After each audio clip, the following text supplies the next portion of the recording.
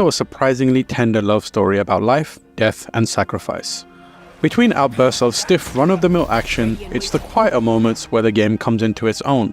Like Vampire, one of the studio's previous games, delving into various characters' lives and making tough choices with far-reaching consequences are what begins with dual protagonists Anteo Duarte and Red Mac Wraith arriving on the sandy shores of the fictional island of New Eden, Massachusetts. It's 1695 and the pair of Banishers are hired spirit hunters entrusted with dispelling the ghosts and specters that still linger in our plane of existence, trapped between the living and the afterlife. New Eden has been afflicted with a malevolent curse. Hauntings are frequent, the weather is perpetually cold and dreary, crops are dying, and the island settlers are in desperate need of help. This is no simple curse, and while attempting to banish a particularly powerful spirit, Antea is tragically killed, while Red is plunged into the freezing depths of the ocean and left for dead.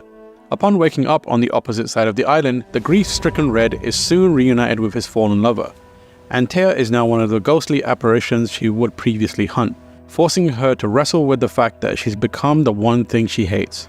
From this point on, you can swap between both characters on the fly.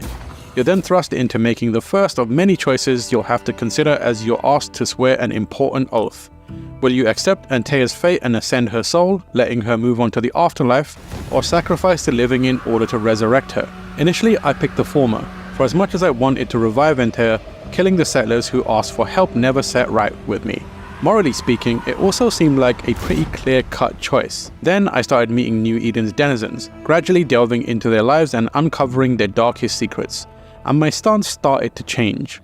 As you traverse the island, journeying back to New Eden town with the aim of both stopping the curse and retrieving Antea's body, you'll encounter numerous settlers who, for one reason or another, are haunted by tormented spirits that can't yet move on. Figuring out why is your first order of business, which typically revolves around talking to a haunted individual before exploring an area or two to gather clues, perhaps rummaging through a house scattered with notes or scouring a cliffside for a dead body. Spirits linger because they have unfinished business.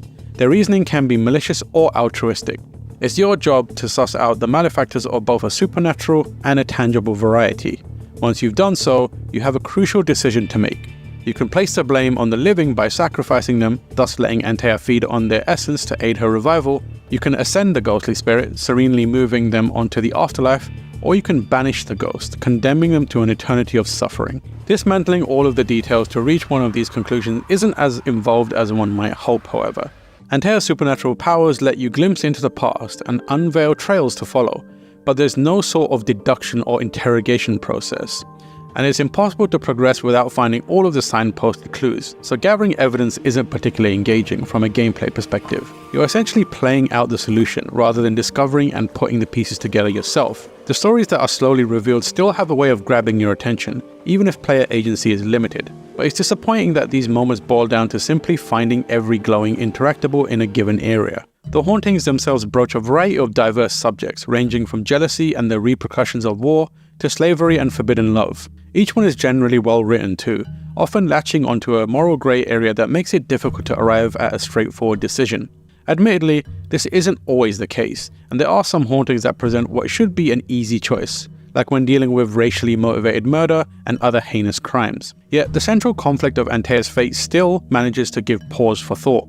There are 5 possible endings to Banishers' story, so while each haunting might offer a binary choice, there's a cumulative effect to each decision that impacts how the narrative pans out. Even when the guilty party is indisputable, you might opt to spare those culpable for the sake of your deceased partner. This adds an interesting dynamic to each choice as you wrestle with all sorts of ethical conundrums. The other half of the game revolves around combat and exploration. Its tight third-person perspective is reminiscent of the most recent God of War games, and the action isn't too dissimilar either, offering a standard mix of light and heavy attacks, dodges, and blocks, with the latter doubling as a parry if your timing is on point. Red also has access to a rifle for a ranged attack, delivering a satisfyingly punchy shot, and an era-appropriate reload time that prevents you from firing multiple bullets in quick succession. Melee combat is the primary focus though, as you slash away at enemies using Red's trusted cutlass.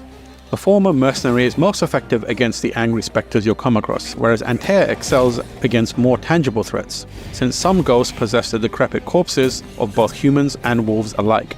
Antea's combat style isn't wildly different from Red's, except she uses her fists over any kind of weaponry. She does, however, have a range of supernatural abilities at her disposal, including a distance closing dash attack and an area effect blast. These powers also translate to traversal, letting you leap across chasms and clear blocked paths once these abilities have been unlocked. Combat is decent, but never propels itself to be amongst the genre's best. There's a slight rigidity when transitioning between animations that prevents your movement during combat from flowing smoothly, contributing to a sense of inelegance, and you can usually succeed in most encounters by button mashing your way to victory. You do have access to a modest skill tree that lets you enhance existing abilities with various buffs, but combat doesn't evolve enough to stave off repetition in the game's latter half. Exploration fares slightly better, with a semi-open world that's neither too large nor too diminutive. The whole place permeates an uneasy tone, with various biomes consisting of verdant forests, barren farmland, murky swamps, and cavernous mines carved into the side of mountains. Crafting materials are often found off the beaten path, which can then be used to upgrade your equipment, and there are numerous side activities dotted around the map, including combat arenas and optional quests that typically revolve around killing or collecting something. These activities pad out the playtime, but never feel necessary and are easily skipped. Banishers' strength lies in the storytelling and characters. These aspects, along with its combat, can't quite match the caliber of its genre-defining contemporaries, but Don't Nod differentiates Banishers from the pack by implementing the studio's signature brand of choice and consequence. It's easy to become enraptured by Antea and Red's story.